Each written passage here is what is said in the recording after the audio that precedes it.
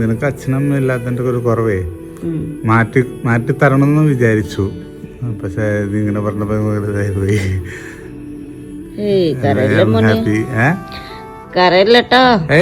New year 2026 ആയി. അതൊരു ചോദ്യം ചോദിച്ചോട്ടെ. ഈ 2013 നമ്മൾ കണ്ടുപിട്ടിയതല്ലേ? അപ്പോ ബോയ് ഫ്രണ്ടായിട്ടും ഹസ്ബൻഡായിട്ടും എങ്ങനെയുണ്ട്? ഞാൻ എല്ലാം ഇഷ്ടം. ബോയ് ഫ്രണ്ടും ഇഷ്ടം, ഹസ്ബൻഡും ഇഷ്ടം. വല്ല വ്യത്യാസം വന്നുണ്ടോ കല്യാണം കഴിഞ്ഞിട്ട്? സ്നേഹം കൂടി വന്നല്ലേ? എന്റെ അച്ഛനും അമ്മ നീ അല്ല. എന്താ എന്റെ പാരന്റ്സും നീ അല്ല.